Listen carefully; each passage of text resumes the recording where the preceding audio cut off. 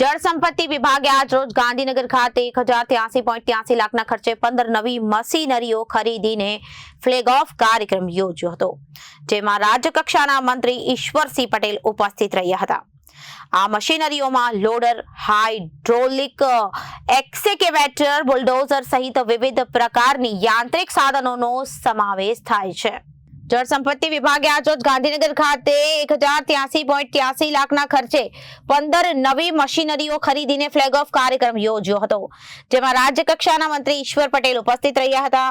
આ મશીનરીઓમાં loader, hydraulic એક્સકેવેટર અને bulldozer સહિત વિવિધ પ્રકારની યાંત્રિક સાધનોનો સમાવેશ થાય છે। વિભાગ એન્યુઅલી અંદાજે 70 લાખ ઘન મીટરથી વધુ માટી કામ તેમજ કેનાલ ડેમના પાળા પરથી ઝાડી ઝાંખરા દૂર કરવાની કામગીરી કરે છે। વિભાગના અધિકારીઓ જણાવ્યું હતું કે આ નવી મશીનરીઓ તળાવો ઊંડા કરવા, કેનાલોની મરામત અને પૂરના પાણીને અવરોધતા અવરોધો દૂર કરવા અને જળ સંગ્રહ, જળ સંચયના કામો વધુ અસરકારક રીતે થઈ શકશે। આ ગામ તળાવો બનાવવાના અને હયાત તળાવોનો ઊંડા બનાવવા તેમજ પૂર દરમિયાન ડેમ અને કેનાલના પાળાની મરામત માટે પણ આ મશીનરી ઉપયોગી રહેશે। राज्य सरकारना मंत्री ईश्वर पटेल द्वारा फ्लेग ऑफ कार्यक्रमનું આયોજન સિંચાઈ યાંત્રિક પેટા વિભાગ સેક્ટર 29 ગાંધીનગર ખાતે કરવામાં આવ્યું હતું। વિભાગે જણાવ્યું હતું કે આ મશીનરીઓથી ડેમ સલામતીમાં વધારો થશે અને રાજ્યની જળ સંગ્રહ શક્તિ જાળવી રાખવામાં મદદ મળશે। मुख्यमंत्री आदरणीय श्री भूपेन्द्रभाई पटेल और डेप्यूटी मुख्यमंत्री श्री हर्षभाई संघवीजीना नेतृत्वनी अंदर हमारा जल संपत्ति विभागनी अंदर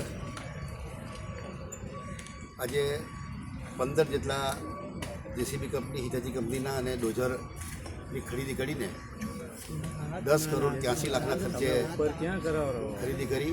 आ 4 झोननी अंदर ज्यां केनालों काम होय, ड्रेनेजना कामों होय कि अमरा सूरत ज्या विस्तारनी अंदर दीघा तराव डिमोलेशन करवानुं होय, જ્યારે ફ્લડ આવ્યું હોય ત્યારે ફ્લડની અંદર પણ આ ઇમરજન્સીની અંદર સરકારી મશીનરી હોય તો તાત્કાલિક એને લઈ જઈને કામગીરી શરૂ કરે। એ માટે ગત વર્ષે પણ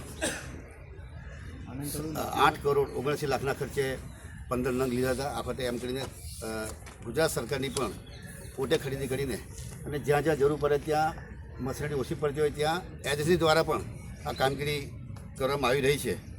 જ્યારે દક્ષિણ ઝોનની વાત કરીએ એની અંદર પણ 43 કિલોમીટરના ડ્રેનેજના કામો, સફાઈના કામો પૂરા થયા છે, કામગીરી ચાલુ છે। આવનારા દિવસોમાં ચોમાસા પહેલાં આ તમામ ડ્રેનેજો સાફ સફાઈ કરવાને કારણે જે વરસાદી પાણીનો જે ભરાવ થતો હતો એનો પણ નિકાલ થવાનો છે। અમારા જ્યારે ડેમોની કામગીરી કરવાની હોય, એમાં સિલ્ટિંગ કરવાનું હોય, ફ્લડ વખતે જરૂર પડે ત્યારે આ મશીનરી દ્વારા કામગીરી થઈ શકે એ માટે રાજ્ય સરકાર કટિબદ્ધ છે।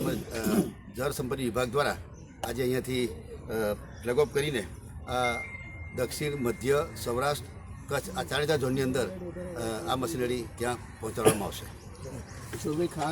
Bureau report, Janadesh news.